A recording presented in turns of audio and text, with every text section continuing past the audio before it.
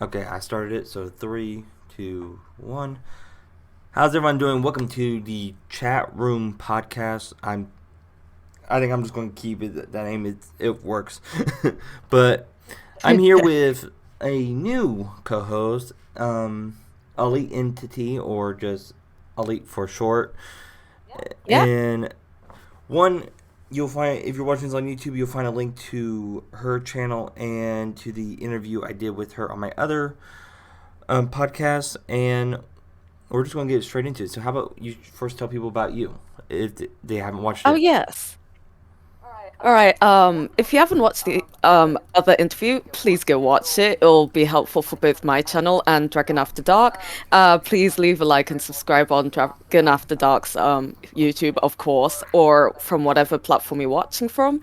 And basically, I am a Minecraft YouTuber, but somehow find my way onto this platform. I just wanted to have the idea to just expand my communication skills along with, well, I also have an interest for podcasts as well. So I'm doing Minecraft videos predominantly, but I will do podcasting as well on kind of as a co-relationship. So I'll do a mixture of both effectively. Okay. um. Well, I already told you a little bit. We're going to talk about some stories. We're just going to talk about anything really, but um. Oh yes, of course. And I am totally unaware of what the stories are, so I'm going to be hearing them firsthand, and this is going to be my first opinions on these. Well, a lot of these are stuff like I'm on a website called Good News Network. It talks about heartwarming stories and such.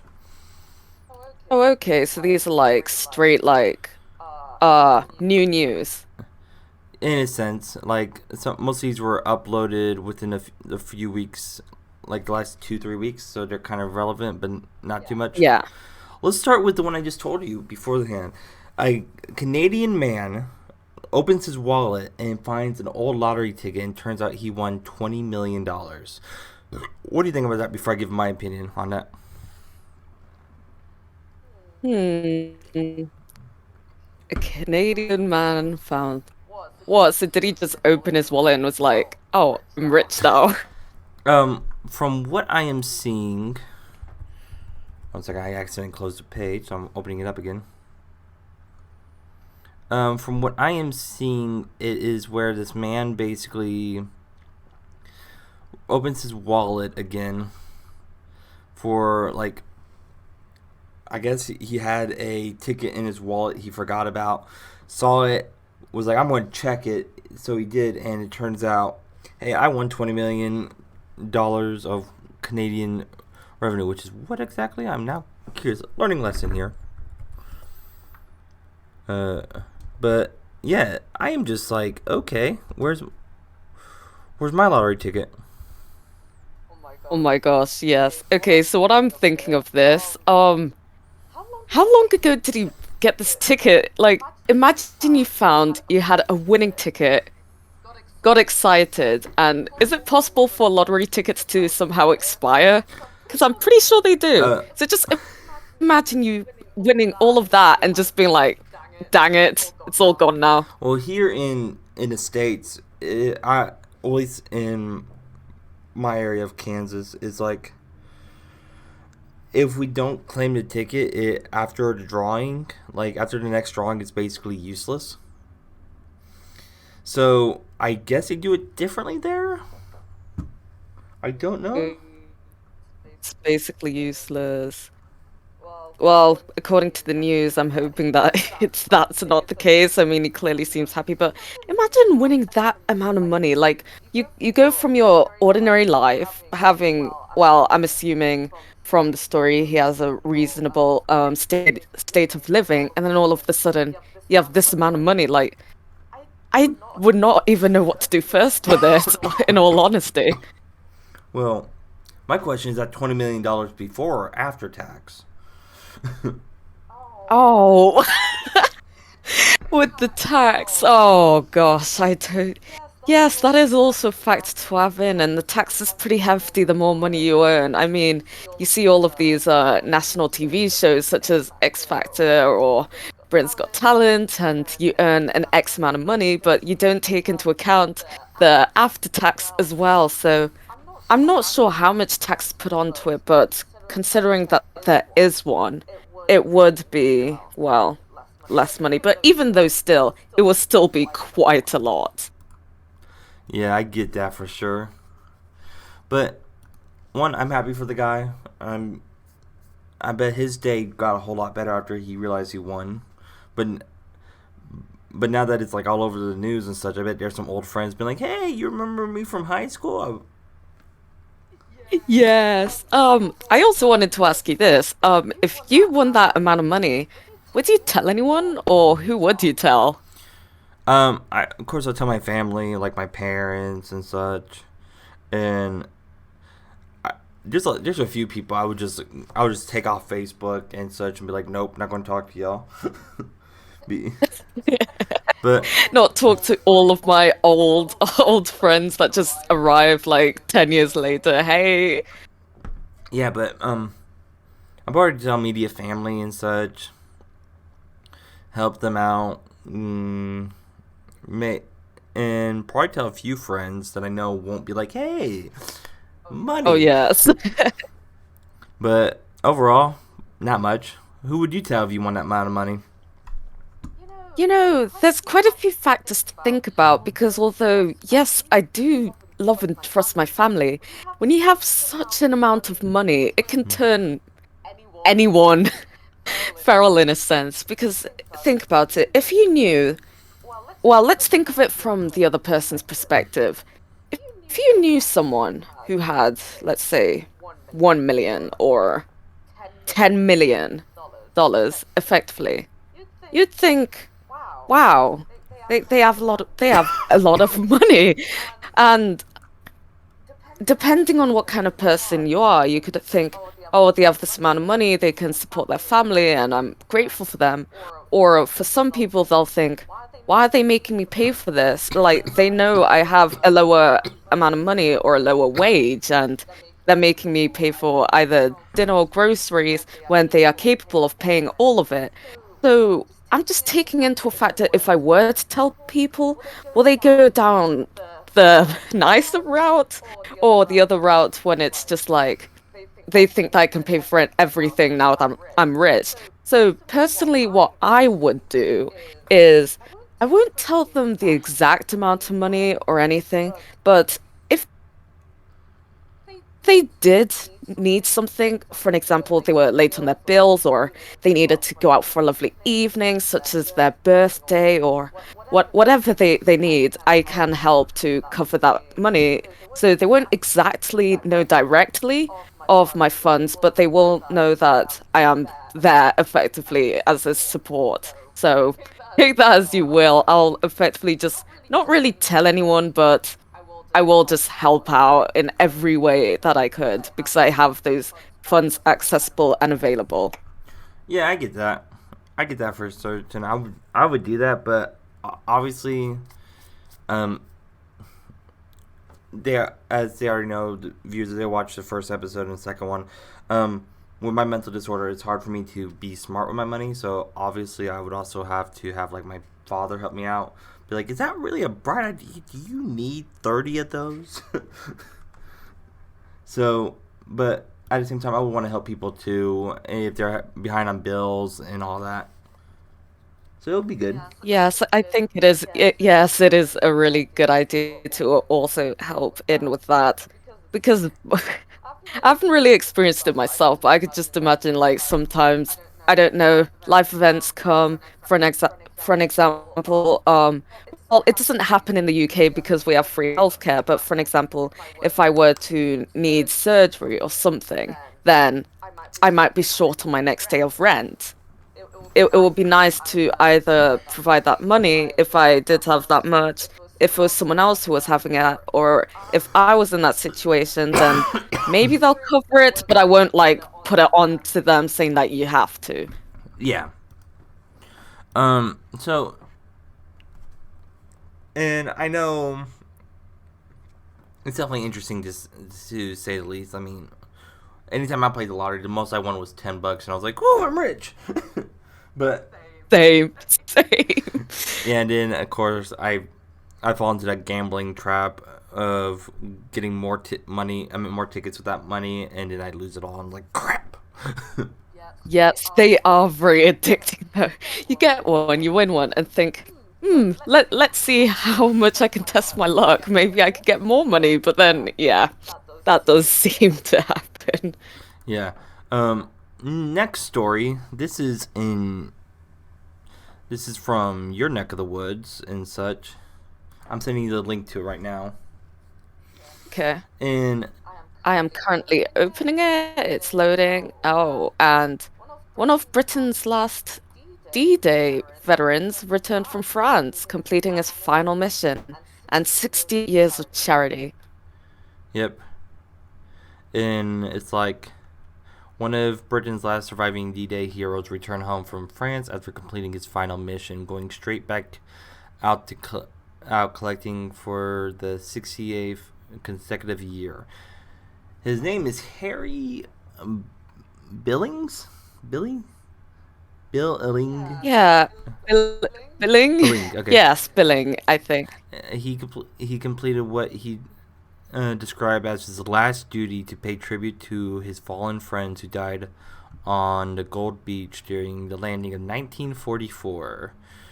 And just skipping down to here, after collecting at least to build a memorial, he collected Yeah. 50,000 pounds, or converted to 67,000 US dollars. Wow. Wow. uh, And even went back to travel across the channel to support a tribute, recording the names of all 22,422 service personnel who died under British command on D-Day. It is truly amazing, and for I want your opinion on this. I don't know if you have like a loved one or a relative who has been in military, but I, if you oh sorry I was going to say I have quite a few, like I got family members and such. I wanted to join, but I couldn't. So I have mad respect for any service member, like even our allies, like the British and such, who served and such. I have mad respect for them. So yes, dang. exactly. It is quite a lot substantially, and I just wonder for those who have been a part of the war, how do you think that some of them are doing now? What's your opinions on that? Well,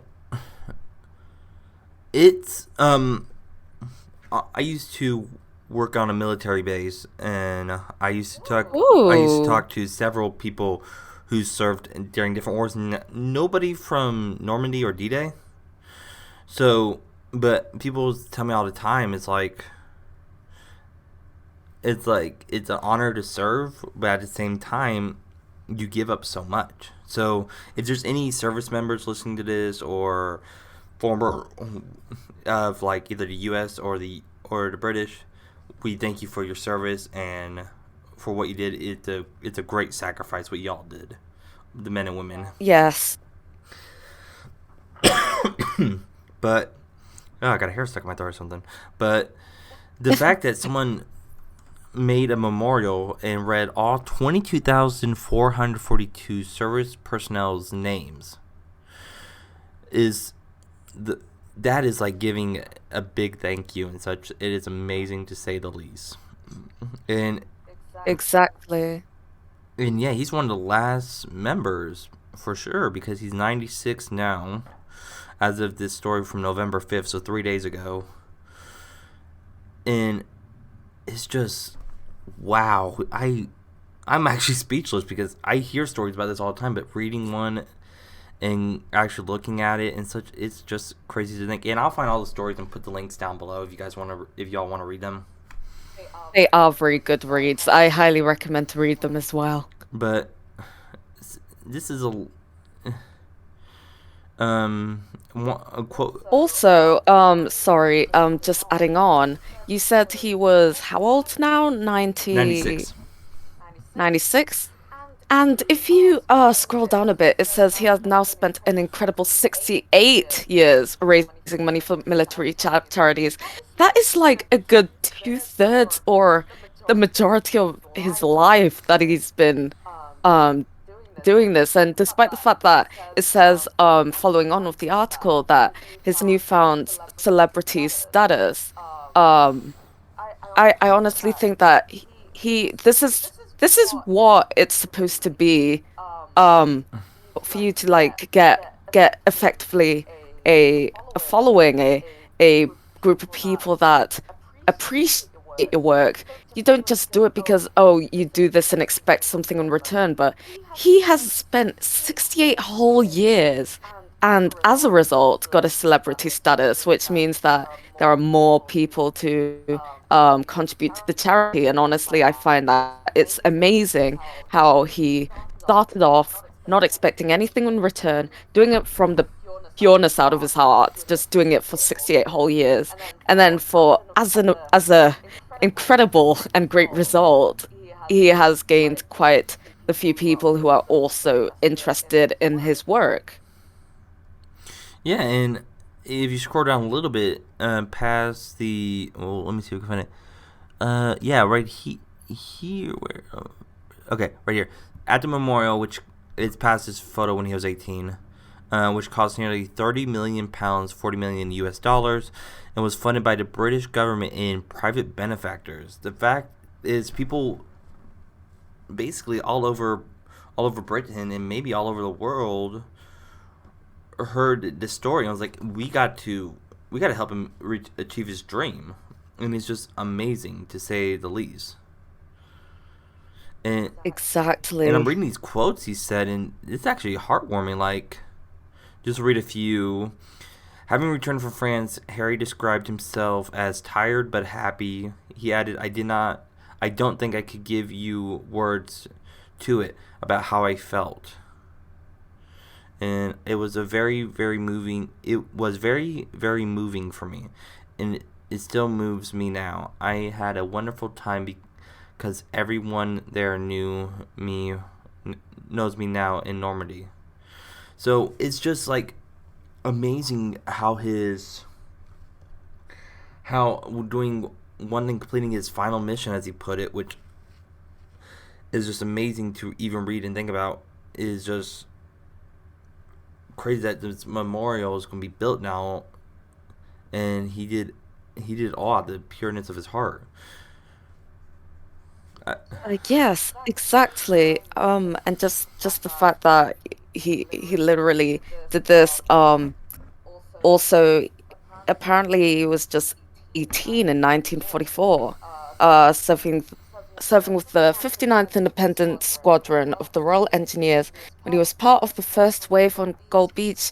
He has effectively dedicated his whole life to this cause, and I just think it's outstanding how a person can have, well, just in general, how much of the determination and the willpower of human beings to just literally devote their lives to just one cause. There are not too many people who have that capability, but when it is there, it clearly shows.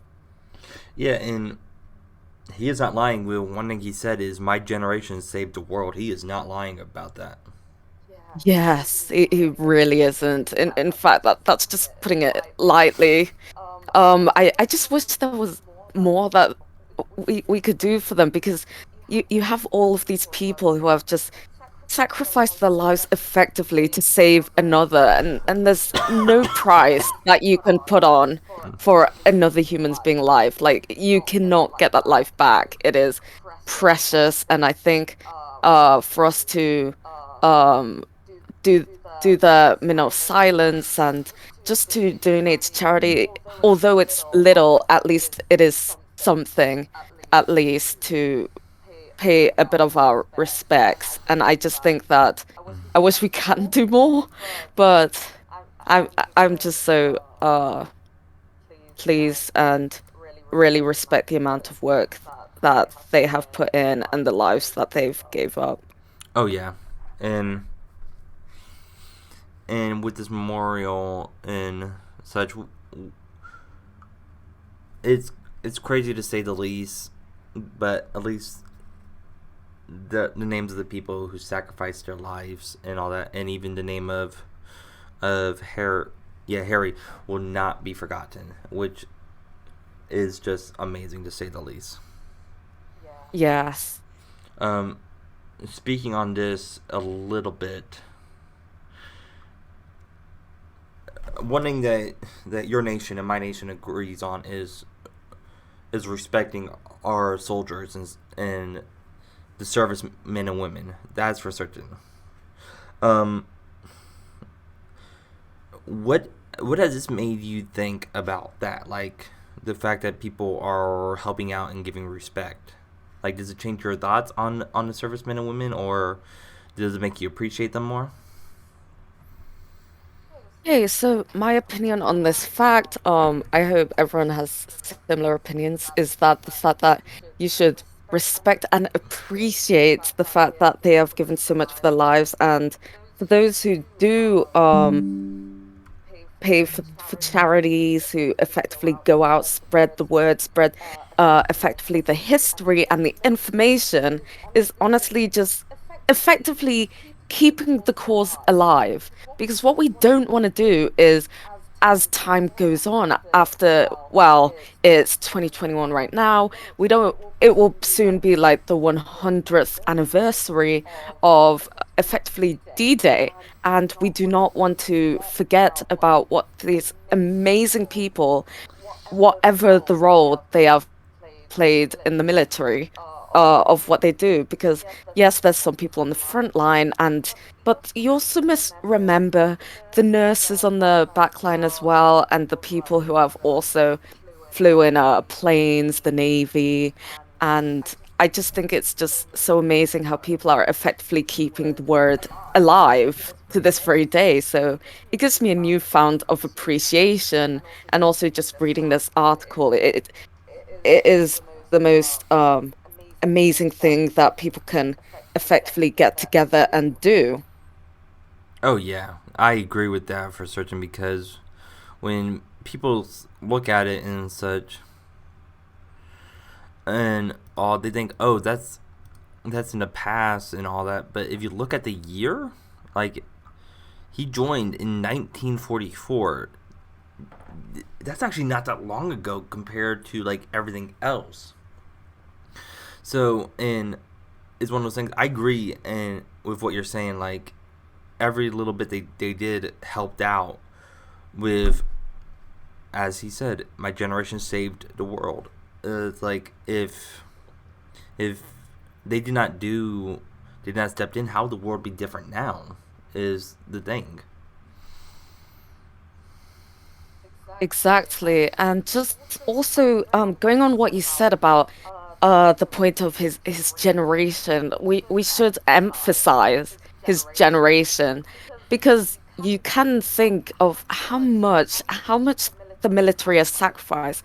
But also I think there is not a lot of attention put on to the other people, the people who have struggled in the war, who were affected as, well, not necessarily in the front line, but have also been affected in some way, such as the fallout, effectively, the family, the people who didn't have enough food and rations because that a family member might have died during the war, or how they recovered. I also think it's a very good idea and a new perspective to also think about those people who were affected kind of as the fallout or the secondhand damage. Oh yeah, for sure. And it's just at the end of the day, all we could say is thank you to all the servicemen and women from both nations, America and British and the UK area and such, all that. So it's definitely amazing, and thank you all for what you've done. Thank you is not enough. It's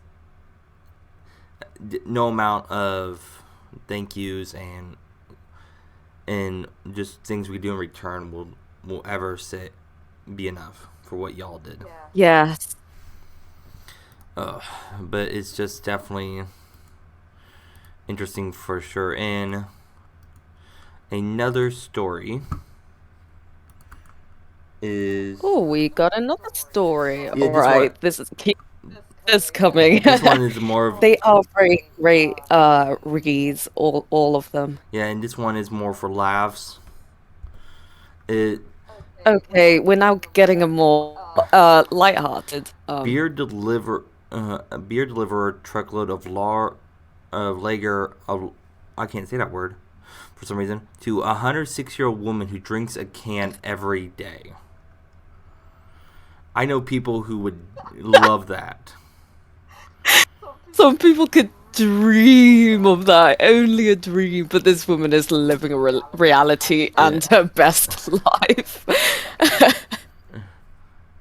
A, Okay, so let's read on a bit. 100 Before we start the article, can we just appreciate 106-year old? I know Oh, it's like I'm 25 and if I sleep wrong I get back pain. It's like what the yeah, exactly. To go beyond because think about 100 years old, a whole century and then some on the world. Like quite a few people go past 100, and for this and I just find it pretty funny how this woman apparently drinks a can of lager every day to still be was and still is thriving effectively. yeah. It is so amazing. And this story is from October 30th 2021. It is like she drinks a can of lager every day, and I don't know how it is in your area, but this is definitely the most American thing I've read, drinking beer and such. Oh yes, oh yes, just kicking back, having lager. Yes. Yeah, and it's like the brewery drove up with a big truck to Margaret's house in Spring Township to deliver an early birthday gift of 20 cases of her favorite beverage. She now has a free stash for the next 480 days. I'm just wondering where she's keeping this. Like, does she have a full storage? Like, I'm just wondering also what her family would say about this. Does she just have a full-on out storage of just packs of lager just stacked on top of each other? Does she carry some in her handbag? It's just, it's pretty amusing in that regard. Well, she's a churchgoer too. So my question is, does she bring one to church? Is is like Praise Jesus in the best way possible. yeah, and But she definitely has a story for church and such. And it's just I'm I am laughing a little bit at this because it's just like I know people I personally talk to, old drinking buddies and such, that would love this. Now they would like it more of a Budweiser or a Bud Light, but to all their own. exactly, and I just think oh, apparently says she will turn 107 years old very soon. And I just find it funny how it's not even a year stash. It's a year and then some, like almost coming up to a year and a half of just free lager. I mean, on the bright side, she doesn't have to really worry about, when's my next fix, if you were to say, is gonna be, oh, I just have it a few feet away. Let me just crack a cold one. Yeah, and it's just amazing to look at, to say the least, how this is going for certain. Because I mean, the fact that they gave her, we'll just say, a year's worth is just amazing, to say the least, for 106 years old. And the fact is, she's not okay. I can see in a picture she uses a cane, but it's like she uses a cane and such. Most people I know that old, like from hearing stories and all that, can't even move. Yes, they are usually wheelchair bound or bedridden effectively. Yeah, and yeah, And oh, sorry, did you have anything to add on oh to no, that? I'm just reading this and I'm just like surprised. I have a question for you actually, based around this story. So we're reading that she is 106-year old. I mean, a lot of us don't even live to that old, but if you were, envision yourself being 100 years old. What would you do? Because I know some people, when they become 100, they become like health conscious, very health conscious, or will you be living the high life effectively, just thinking, oh, I'm going to go out with a bang effectively? I think back to a quote a famous comedian said, Gabriel Iglesias. When his time come and they do the autopsy, uh, I want the when they do that to me, I want them to just look at my body like he knew how to party.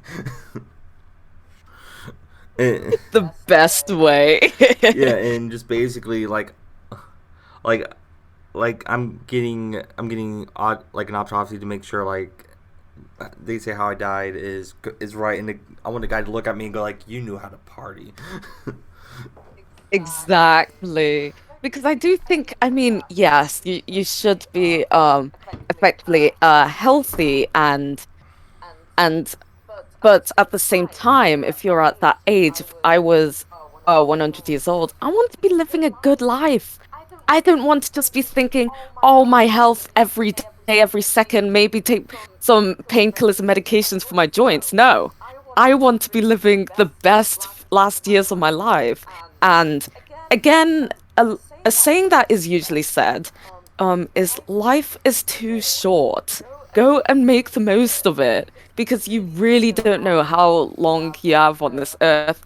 Really sad to say that, but at the same time, I say enjoy it, full on enjoy it, and just go out with like the best years that you could possibly have for yourself because there's no second chance. You're not going to have the opportunity again, Yeah, in my opinion. yeah, and since we both play Minecraft, to put in Minecraft sense, we're stuck in a hardcore mode, so we can't just go back and change the difficulty. No, like after we're gone, we're gone. Yeah. So, and I just realized she's 106 years old. She was alive during like the 1919s and such. So the is Throughout both wars, I believe, yeah the war. or just about missed World War One, was it? No, I think World War One was 1920s. Was WW oh one dates 1914 to 1918. yes, So 20. So go back. So 100 1921 minus 6. She was alive. She was born in the middle of World War One. yes, I thought as much, and I just think that is very incredible. World War One, World War Two, Vietnam War, and Yeah, Korean War, and whatever small wars we went through and such. So the amount of stories and such. She's a living history book. She could tell history from her point of yes. view. So Literally, we have this because barely when you look in history, you're seeing all of these, as you call it, secondary uh events, secondary facts. And but we actually have a primary source, if you'd say, yeah, a person who actually lived throughout the events. And I think that is a very, very rare thing. A very rare thing. yeah, and I mean, I get told stories all the time from family members nowhere near her age of like how things went through and such.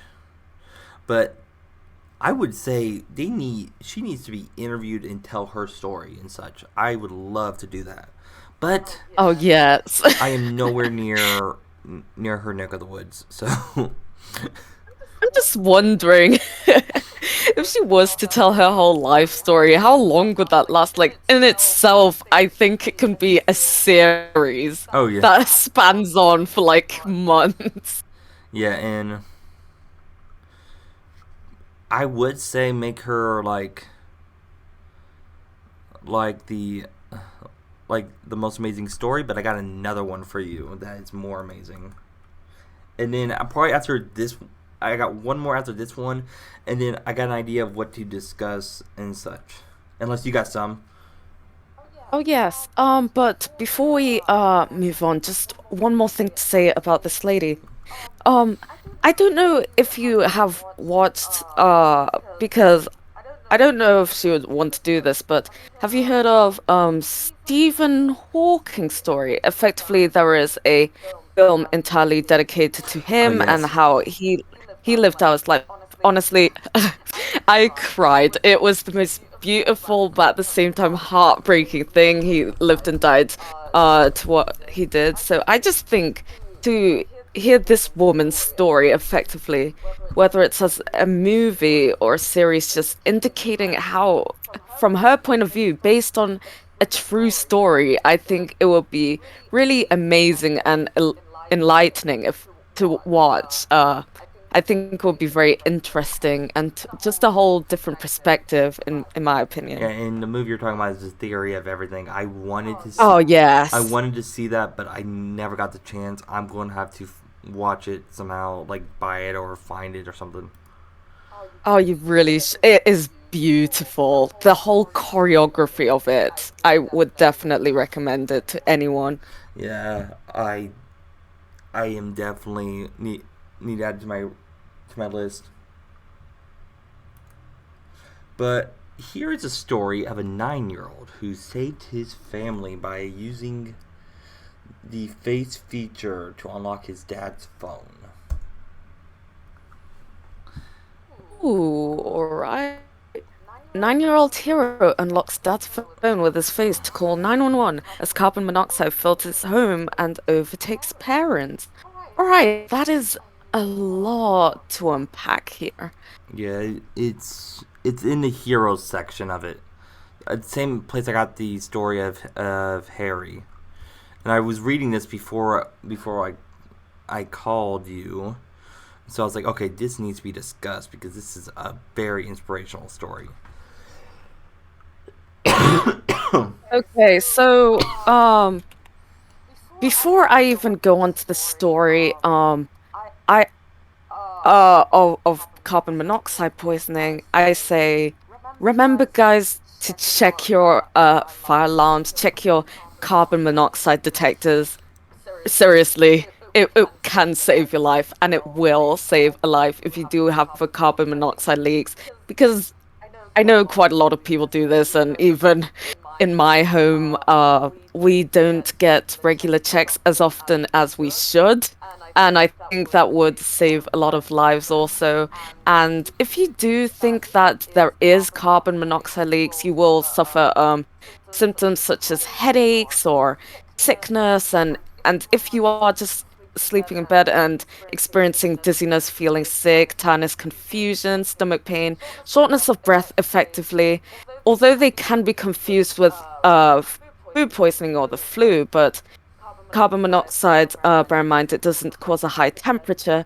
So I think that if you are at home and effectively have that or attention like headache, check the heaters, check the heaters and check uh any of your alarms, see if they're working, and effectively just get regular checks on them personally, just to try and prevent this from happening in the first place. Yeah, and I knew someone. I never went through this thankfully, but I knew someone who did, and the only reason that they're still around, like his parents, siblings, and himself, is because of the carbon monoxide detector. So definitely, there are also most places, like most fire departments, at least in the U.S. I don't know about your area, will give them away and such. Fire departments or EMS will give them away and to make sure people are okay. And if not, you can find them online for pretty cheap. So Yes, literally, they are lifesavers. Please check them and get one if you don't. Because you never know, you might be cooking, sleeping, any occupation that you are doing currently, and it might save your life. I mean, there's no downside as to having one. There are no cons. They are significantly more pros effectively. So I say you should get one. Yeah, and it's just amazing to say the least. But I was reading the story, and it was like after Hurricane Force winds hit New England last week. Okay, my Facebook's blowing up for some reason, but Ooh, Okay, I need to log out of Facebook. Give me a second. you're famous. I always forget to do this before I go to record and such. But after hurricane force winds hit New England last week, 1/2 million homes were without power. And then it's like talking about that. Many people turn on generators to supply electricity, and one such almost turned deadly were not for the actions of a 9-year-old hero in Brockton, Massachusetts. Jalen Brando Brando heard her father screaming and saw her mother unconscious, passed out from breathing too much carbon monoxide coming from the generator. Soon her father was overtaken too, as the odorless gas continued to fill the home. And that's the thing, is like it's odorless. I believe you can't taste it as well. Because it's odorless, you can't taste it, you can't see it. It is one of the most deadliest gas. And by the time you realize that there's an issue, usually it's too late. It is a silent and very deadly and quick acting poison if you inhale enough of it. Yeah, and it's just like we said. Get If you have them, get them checked and such. But Jalen jumped into action, trying to use her father's phone to call for help, but it was locked. Staying calm, she told Boston News reporter what happened next. I unlocked it by using my dad's face. She dialed 911, and she even called neighbors. And like she said, I locked it using my dad's face. And oh, this was just a tweet. My bad. Paramedics arrived in time, and her mother credits her young daughter quick action for saving her life. So generators now, they're going from gas to electric, which is good, but there's still even a chance it can release those gases if something malfunctions, breaks, and all that. So if you're without power and have to use one, they usually recommend using it outside or in an area with an open window so the gas could get out. So one, there's really not much here to talk about except like a quick PSA, like be careful for sure. And the fact is, a family got saved because a 9-year-old girl jumped to the action quickly. What do you think about that? Exactly. Let's just unpack the story a bit. So let's read. She, so she heard her father screaming and saw her mother unconscious, passed out from breathing too much carbon monoxide coming from the generator. So, okay, I just want for the audience or anyone listening to this to imagine.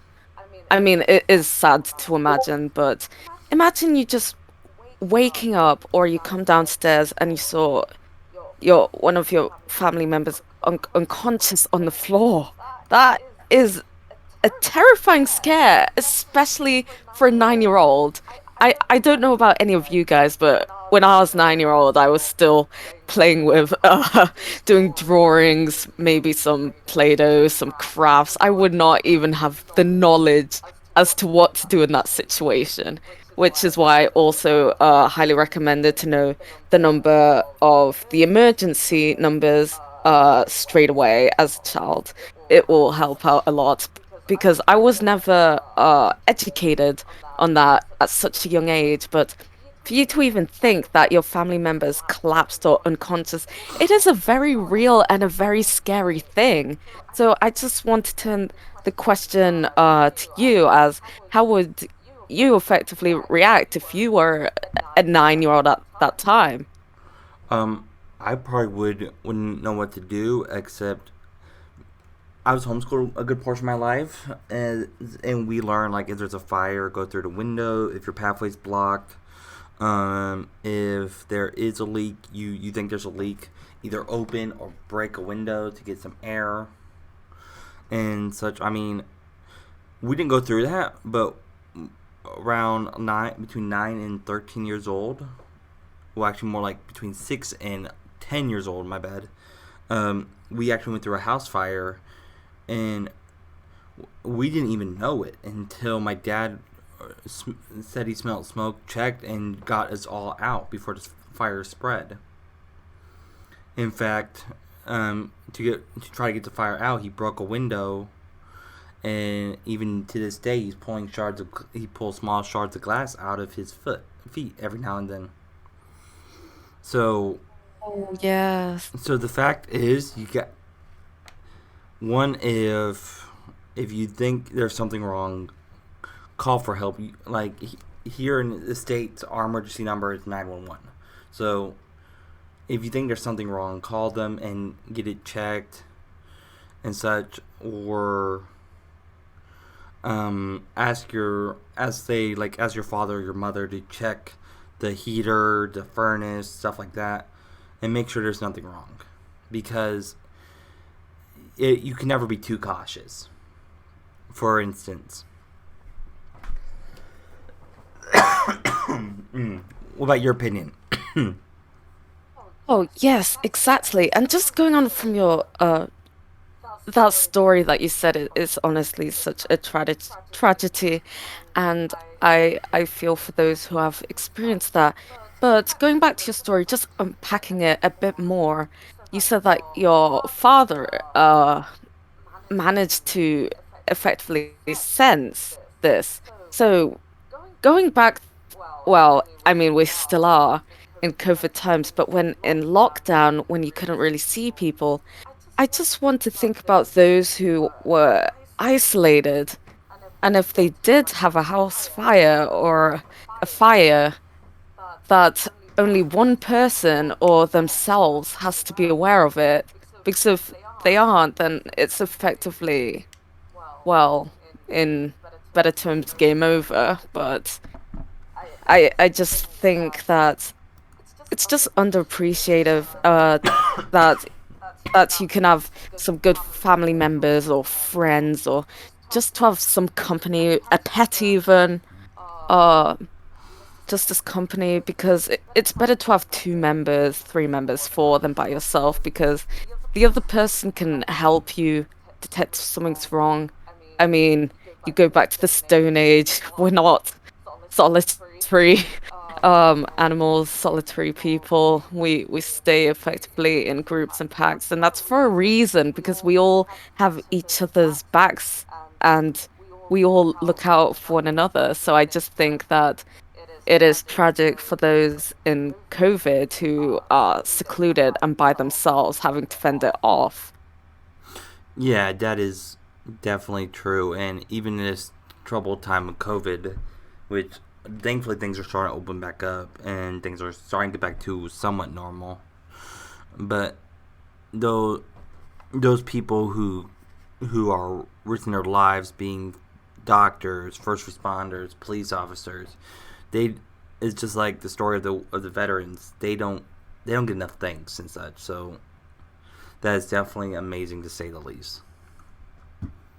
Oh, that is true. And the fact that when we think of emergency services, we think of the ambulance or the police as the very first two tops of the pyramids. But again, you think of them first, but also when you're thinking about a pyramid, there's also the foundations of the pyramid. If any of them broke, then things would not function. So you also need to bear in mind the military, the firefighting service, the navy, the airlines, just all of these just coming into play.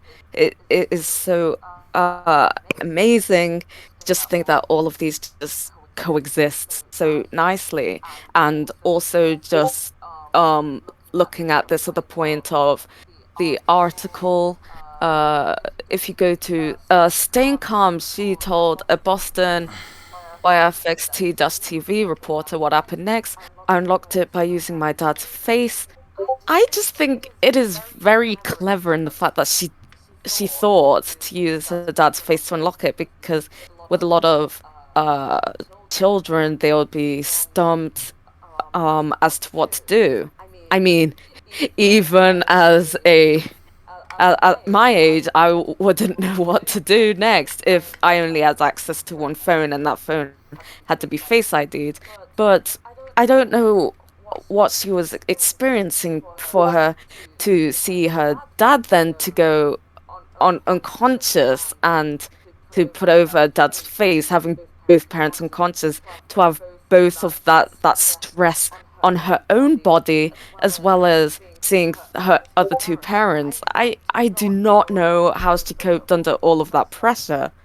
Oh yeah, I get that, and people always say, even family members of mine said technology is going to be the death of us, but it saved a life. Exactly. Uh, And it's just the what what is confusing is that I thought that adults were usually the one more resilient um to chemicals, to gases, because you see on these labels that kids take a small amount of dose because it's comparing to the ratio of the mass of the person compared to the chemical that is affecting them. So it's just interesting how the fact that the two parents got unconscious before she did, but luckily in that respect she knew exactly what to do and she acted accordingly, which resulted in saving both of the families, the mum and dad's life, along with her own life. oh yeah, that is definitely true for sure. And if if somehow her family or her or whatever listens to this now or then, you are you are basically the boss of the episode. You are just amazing, to say the least. The fact you saved your family and yourself and you knew what to do with quick thinking, I say that is just basically, actually put it pretty bluntly, that's just basically the badass of the day. Yes. And again, going back to all of these stories, all having correlation, thank you is not enough. Like, I wish there was more that you can do. Again, a life is just way too precious. That is probably the key to all of these stories. There is nothing, there's no price that you can put on a life, and there's no amount of thanks that we can put onto it. And it is just amazing. And just to think that me and you are just sleeping or doing our own occupations, whatever you do throughout the day and night, and then there's some people that are suffering with these house fires. It's just, it is It's crazy. discombobulating. It is crazy. It is so. I feel so bad because I'm just sleeping through the night, all comfortable in my home. I am cared and provided, whereas some people don't have that same amount of luxury going through all of this, having a house fire, natural disasters.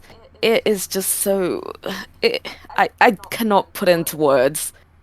Yeah, I get that. I really do. Before we get to the last story, I was thinking we could change it up and talk about like really how this year has been for us. I mean, we just basically met each other recently, but here we are talking like two good old friends. Oh, yes. So just thinking on it is like 2020 and 2021 have been crazy years for sure. Oh, they honestly have been, and it affected people very differently. And it would be nice to have a small window as to how it affected the both of us on both of our journeys, effectively, of how the year has both treated us. So I don't know if you want me to start or if you want to start. Ladies first. All right. So, if you, okay, so if you listen to the other podcast that I am in, go check it out. Seriously, go check it out. I did go back to saying that I am a pretty reserved person or an introvert, what a lot of people call them. So, effectively, with the lockdown, it it sounds bad, but for me, in a sense, it was a partial benefit because I didn't have to quite socialize as much. I didn't have the stress of going out to people saying hi or going in front of a class of 20x people uh or do any lectures or any presentations. So it's just the fact that I could also just have the comfort of my own home. It does sound pretty sad, but it's just nice to just be in your own home, in your familiar territory, in your own environment, just learning in that. And going back to when it was the beginning of COVID, thought that, I thought that it was serious, but not that serious. I thought it would just come and blow over with many diseases. Like it would run its course, it will cause a short endemic, but it will blow over eventually, as most diseases do. But when I saw the amount it was killing and the trends, it just got to me like, wow, this is real. This is actually here. I'm effectively experiencing the bubonic or plague or the Black Death. I am really in this epidemic. It is worldwide, and I am not safe. So that was a whole different insight that I am effectively living out this simulation of my whole worldview getting flipped because at first I was doing whatever, going out shopping, going out eating, and now I have to put this mask on, and I'm like, why why do I have to put this mask on? I mean, now I can't read other people's facial expressions, and but now just having all of this wonderful insight as to how the medical industry has revolutionized that you can now, it's an easy read of just seeing, oh, masks are significantly more effective as to stop spreading the disease as efficiently. Yeah, and And yeah, I was just going to say it's one of those things where people may say it's like, oh, this virus only has a mortality rate of 1%. There's 7 billion people in the world. That's still going to be a exactly. lot of That people. is a lot. And it's funny because despite that, our numbers are still increasing. It's pretty extraordinary. That is a whole new topic. Oh, that's a whole different podcast on just the population, but the fact that our numbers can recover like that, which is kind of sad because you still effectively leave behind the people who have sadly succumbed to the disease. But for me, as a whole, it didn't affect me too much because, again, I did like the comfort of my home, but at the same time, I was very sad when I couldn't see my friends, my really good friends. We did have a bit of a disconnect after the pandemic restrictions went down, but we are getting along just fine now. So I that's my opinion on it. I just want to spin the question back to you and see how you have been finding it. Well, to be honest, when it first started, I was just thinking, oh, it's just going to be like here in the U.S. we had a little epidemic of the Ebola virus, and it got handled very quickly. The health department did amazing work and such. So we are just like, oh, this is going to be quick and easy. But also, um, the president at the time when it started, whatever people's opinions are on him and such, doesn't matter right now. But he he he was like, oh, it's going to be quick. It's going to be over quick, easy, and such. And I actually believed that, but after a while, it was like, okay, now we got wear masks, we got these restrictions. we have to get the vaccine, which thankfully I am fully vaccinated, so thank goodness for that. Yes. And and I mean, I don't know about your area, but people here talk about um how it's like putting in microchips. It's making it people more sick and such. Which if you do have a serious health disease and such, it can do that. But overall, if you're young, healthy, and such, you're going to be fine. But Oh, I yes. mean, for instance, I was inside all the time anyway because I'm paranoia and such, so I didn't go outside much. But it's like 2 months into, I was like, man, I want to go for a walk. You really go touch some grass, as some say. Yeah, I mean, Yes, it is pretty funny that when you have access to the outside, you're like, I want to go inside. When you go inside, I want to go outside. yeah, I mean, I could go for walks, but I had to wear a mask and such. And I mean, I'm okay with wearing a mask; it doesn't bother me. But after a while, mask breath. Uh, Yeah.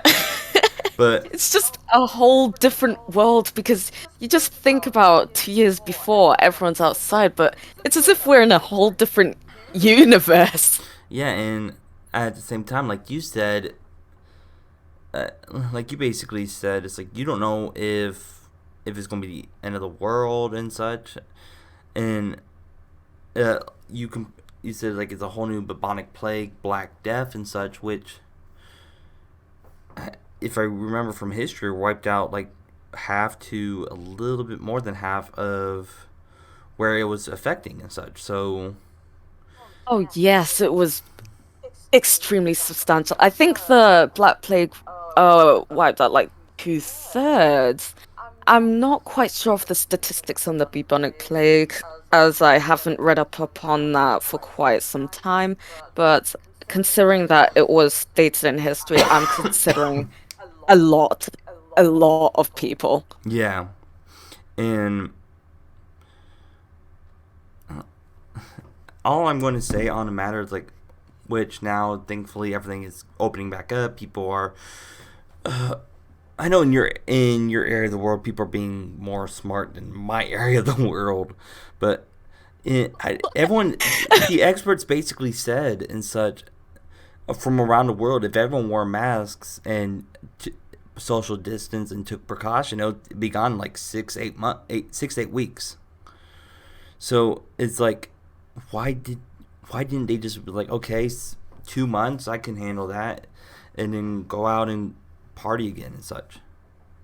Yes, exactly. Apart from the fact that there was some, well, to put it lightly, idiots Yeah, that just did not listen to any of the restrictions, and some even there was okay. So I went to uh to Birmingham, and there was this protest on COVID of how people wanted to go and mingle, and this protest was bewildering to me because these people were defying the 6 feet rule. They were hugging each other. They were full on out defying this law. And I'm thinking it would have ended if you stopped doing that. Just yeah. I mean to say here it's such people go crazy if their restrictions are frowned upon, and when I mean their freedoms are restricted. My bad words are very hard right now, but I mean it's like, okay, gotta wear a mask, gotta get vaccinated and such, and it's one of those things where it's like, if you don't want to get vaccinated, then that's fine. Just don't push your opinion on us. yes, and just the fact of when when people in America take that freedom, I think they're kind of abusing that, like, freedom, we have our rights. Yes, you do have your rights, but at the same time, if it's for your personal well-being along with everyone else's well-being, I highly recommend for you to listen. Yeah, and I don't want anyone to get mad and such. It's just this is our opinions and such. If you know what, let's open up in the comments down below if you're watching this on YouTube. Tell us what you think and such.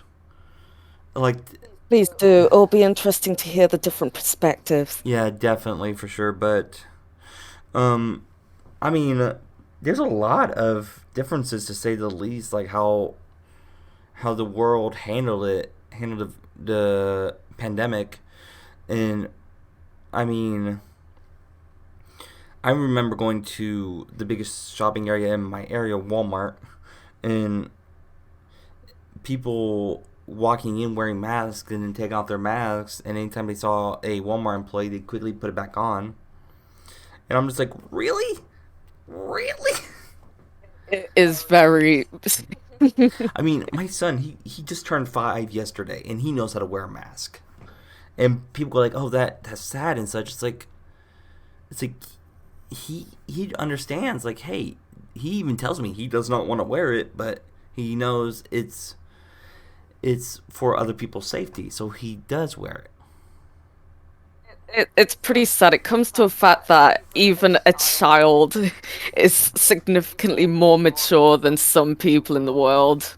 Yeah, and I mean, it's just crazy to say the least. But um, going to this, unless you got more to say on this stuff before we go to the last story.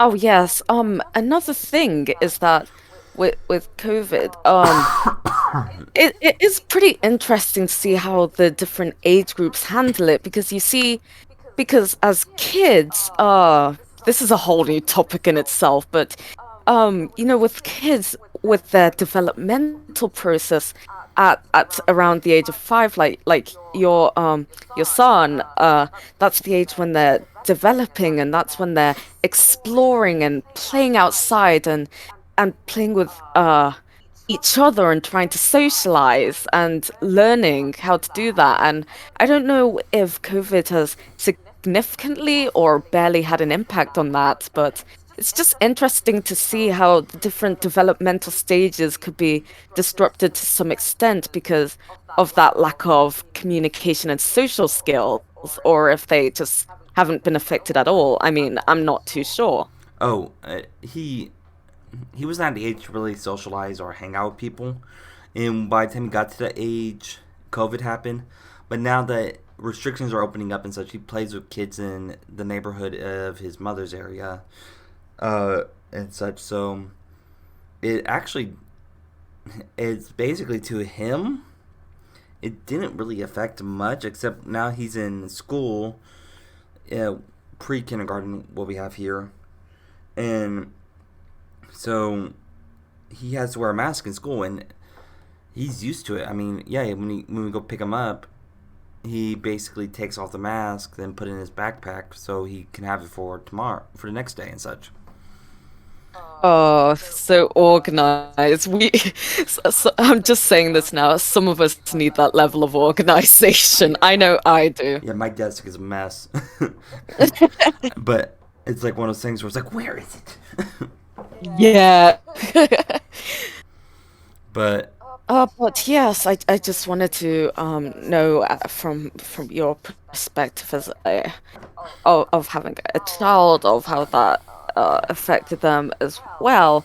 And it's just interesting to see how it affects different people because with going back to me again, I'm currently studying at university on kind of a medical related course, and for me to just have access to lectures only without interacting with my peers and the lecture leaders, it was very difficult for me to gain the knowledge and the skills that I was required if I was doing something practical, such as actually studying the person in real life rather than just a 2D simulation on the computer.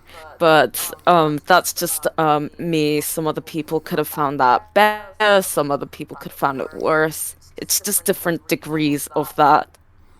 Yeah, and you got to think how the isolation and the restrictions affected people mentally and such.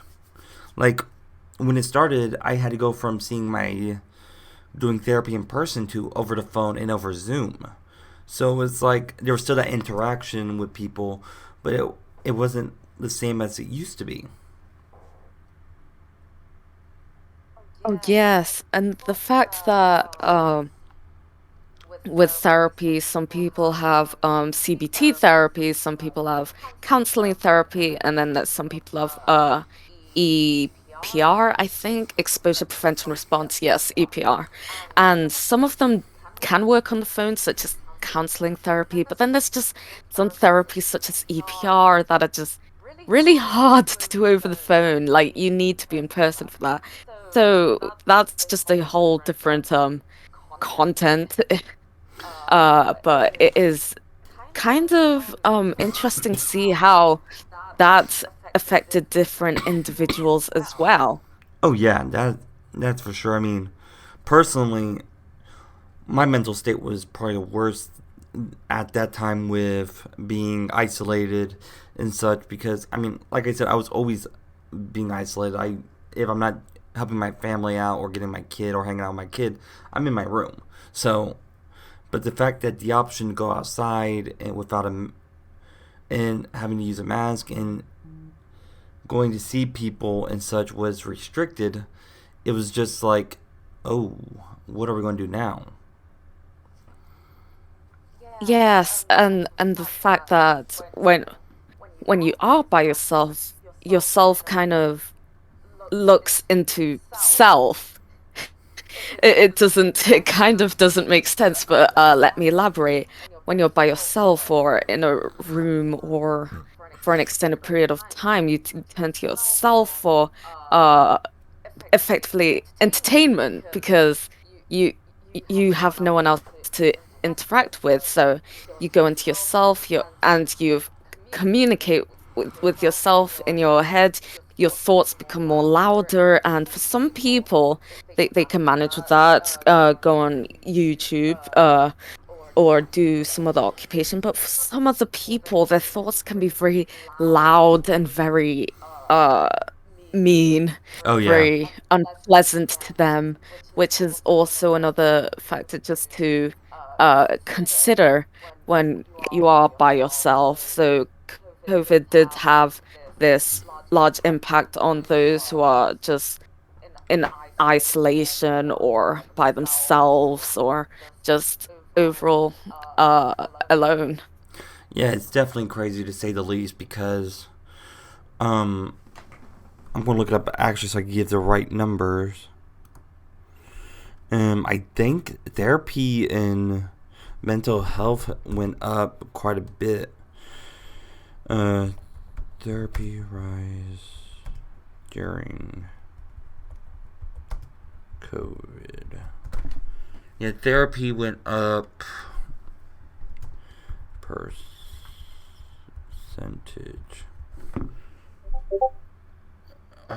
Like adults went therapy went up by 20%. Had a recent mental 20% of adults had recent mental health help in 2020.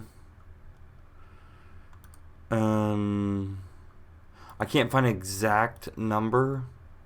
I'll have to do more research and talk about it more on the next episode. But Yeah. take that 20% and such, and like just say in America, that is a lot of people.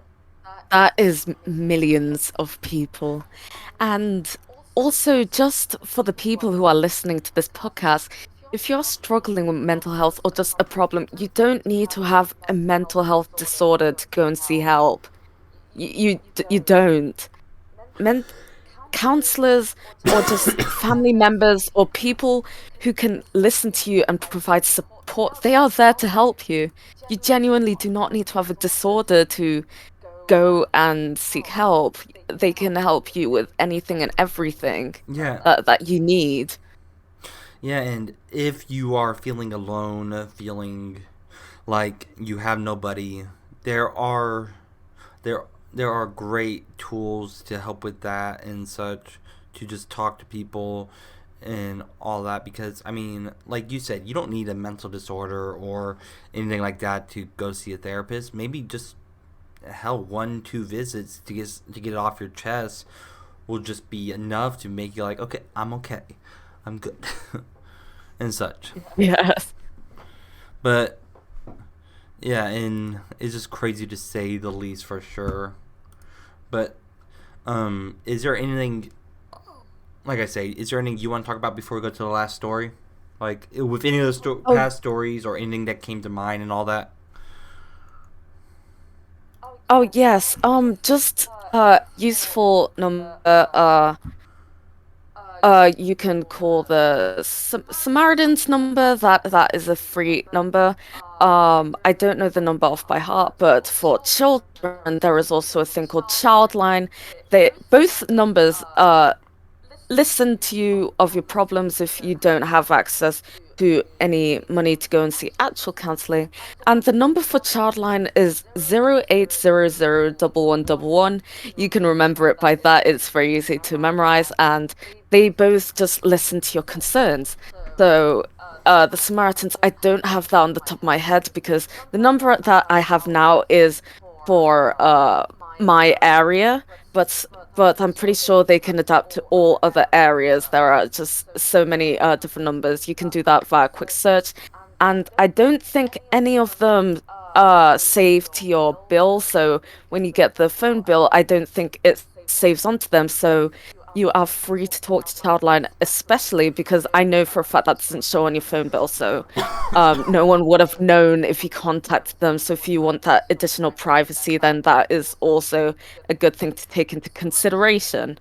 Yeah, and just for anyone that is looking for help wherever you are around the world, I will leave links to. I'll leave the numbers down below for like suicide prevention, mental health help, or just people to talk and all that, so that way you will know that you're not alone. Trust me, uh, we have everyone deals with their own issues, so we understand what it feels like to be alone and all that. Yes, Yeah, I think that is very nice. Yes. yeah, and so to end on another light-hearted, cute story, two cockapoos recognize each other on the street. So I read this story before, and I thought you would love it. Puppy siblings adopted by different families immediately recognize each other during walks 1 year later. Oh, that is so cute. Okay, before we go into the story, I have a question to ask you. What's your opinion on dogs? I love all animals. I love dogs. I love cats. I love ferrets. I love every animal.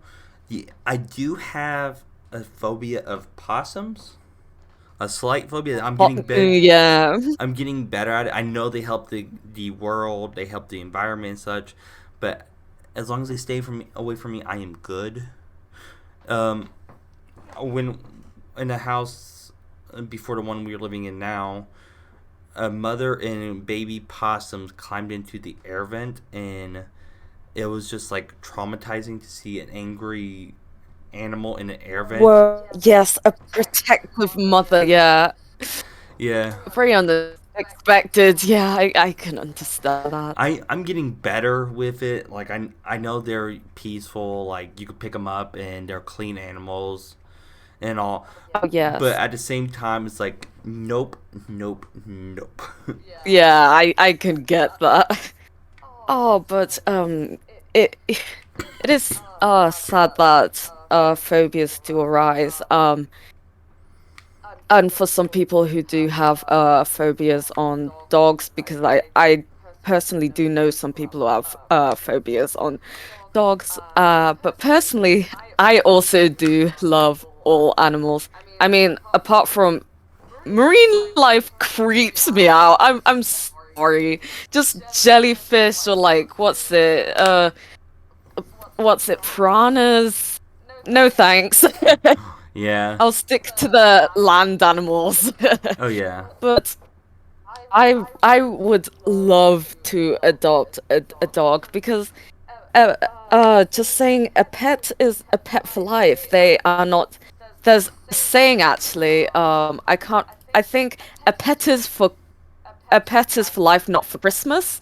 I think that is the rough saying. Yeah. But yes, they are just wonderful animals. I love dogs so much. So this story just made me smile Yeah. immediately. These two adorable cockapoos look a bit different now, but they were adopted by different families almost a year ago. But it was puppy love moment recently when they I love that puppy love. yeah recently when they ran into each other on a walk. They realized they were from the same litter, and the owner of the one owner name is David, another is Susan, and the the fact is, if you look at these photos and such, they're hugging each other. It is just amazing. Yes. So there's really not much to talk about here except like animals are just freaking amazing. I mean, I remember back in the early days of YouTube, just watching cat videos and such. They're just so amazing. Oh yes, the early days of YouTube. Just cat videos, just actually, I think that goes with a lot of pet videos. Just put a video on a parrot, a dog, cat, even a goldfish. Yeah. Trust me, it will get views instantly. And it's just interesting to see. I mean, I could talk about this quite a lot if you uh deep dive deeper into this, the fact that animal psychology is pretty interesting because you see humans as being the ones that are more emotional, showing in fact I've read up articles on the internet that humans are the ones that are only incapable of are capable of crying, of laughing for the intended purpose. I mean, of course, foxes and dolphins do also possess the characteristic to quote unquote laugh, but I am not sure if it's for the same purpose that humans do. But it's just interesting on how with these dogs, they are effectively reuniting and hugging as if a human would. I just wonder if animals do share the same or a different aspect of affection, or if it's just all the same but just displayed in different matters. I'm not too sure on that aspect. Oh, I agree. I mean, I used to have this Pomeranian. My family did. Um, his name was Pooper, so we'll get to that why he was named that in a little bit. But Okay. to put it simply, when we got him as a puppy, he pooped on my mom, so it just stuck. He was so excited. Wait. I need to know who called the dog poopers. My mother, my dad wanted to name it Shitter. Yeah, we don't have normal pet names. We don't. Okay, yeah, good thing it was called poopers then. I don't think you go out in public just walking your dog. Hey, can I pet your dog? Hi, what's your dog's name? Oh, it's Shitters. Oh. Yeah, but um, he passed away a few years ago, like 2, 3 years ago, and it was one of those moments where my parents told me they could just see the look in his eyes that he knew it was time, and he was just he's like I served my purpose and I am ready to go and such.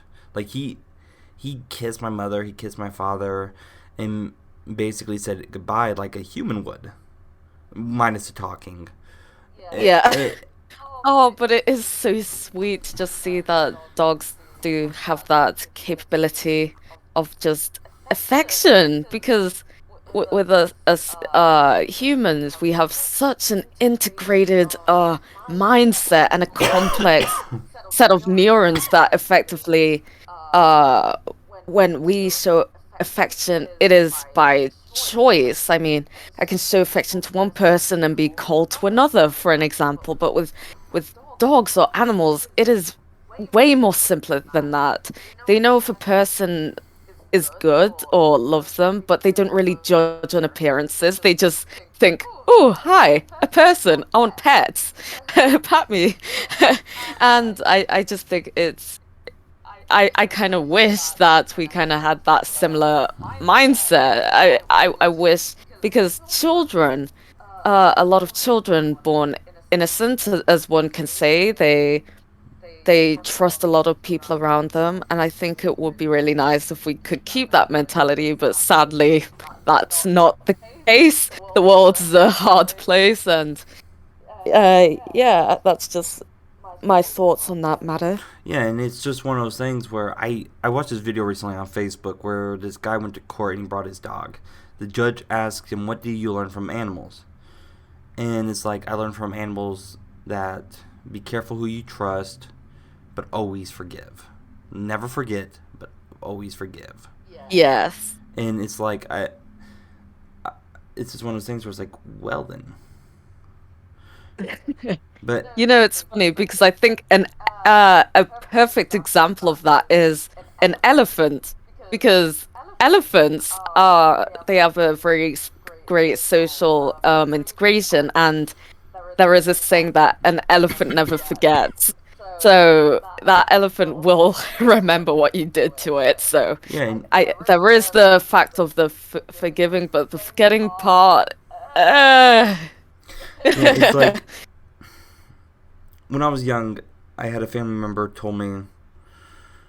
be, told me before, it's like, don't lose your innocence. Life will corrupt you, but don't lose your innocence. Don't lose what makes you unique. And it's like animals are the same way. Each animal's different. Each animal has a story to tell and such. Just like people. I mean, my dog is a Chiweenie, and she is an angry little dog. She hates anybody she doesn't know. But when we got her, the previous owner said she is terrible around kids, but she is the sweetest little thing to my son.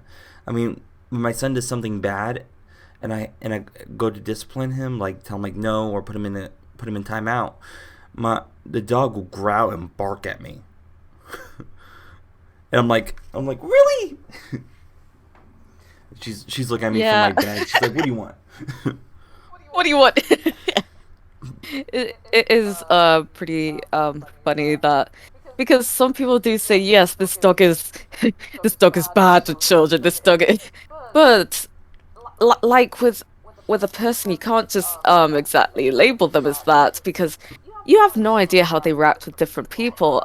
For an example, with me, yes, I am uh shy, a bit reserved with some people, but with other people, I am very open, and I think that's just the same with every living organism. Well, that can think, or at least has a conscience. Yeah, and I mean, you hear stories all the time from news or from online doing research of these animals reuniting with their owners after, like, say, a tragedy where they got separated and such after years, and the animals remember and they just love seeing their people again.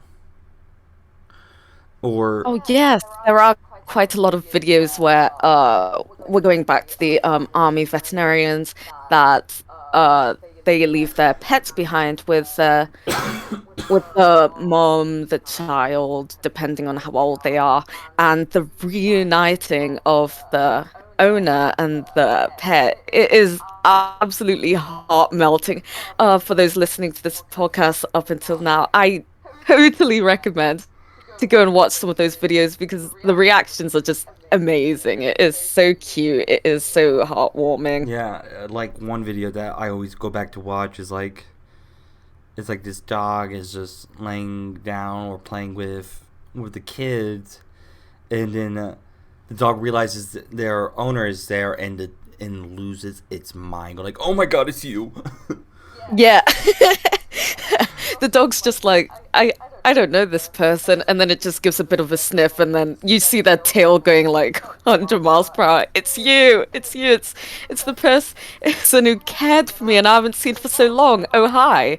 I think it's also funny that with us humans when because with dogs they don't understand what's going on. They just think someone's just gone, that they don't know where they're gone to. But when it's a human, they if someone returns after that long, it's usually they're very angry. I mean, not to blame them. This person has been out of their life for quite an extended period of time. Some people can be empathetic, some people can be sad, and some people can be happy. But with pets, oftenly, they are just happy to see their owners immensely most of the time. Oh yeah, that is for certain. It's definitely crazy to say the least how things are going and such. I mean, would you believe me if I told you we've been doing this podcast now for an hour and a half? Not really, but Yeah, it's like we've been doing it for 1 hour 30 minutes. It feels like it just turned 45 minutes. Like I keep checking yes, periodically. time does fly, seriously. When you have so many good topics as these ones, like I can talk non-stop about them because they all have such different interlinks and then just our own personal experiences and just seeing other people's experiences. It's just so much you can unpack about them because they all have different stories. And then me and you, we have different perspectives on a story. Like there's so many endless possibilities, really. Like this call can go on for ages if you would allow it. But yeah. Yeah, and it's definitely one thing I want to do more with this for sure, and I'm happy that you agreed to become a co-host for this for sure. Um, Oh yes, we forgot to mention on the podcast that I have just been appointed a new member of being a co-host, which I am really excited of being about. It's kind of funny because I literally just did an interview yesterday. So let me just run through the story. I had an interview. Go check that out as well. But towards the end of the interview, just off screen, we were talking a bit, and I just inquired if I could be a co-host because I just wanted to talk a lot about my stories, share with Dragon After Dark, and see different perspectives on these stories. And they said yes. So I'm just very happy that I am granted this opportunity.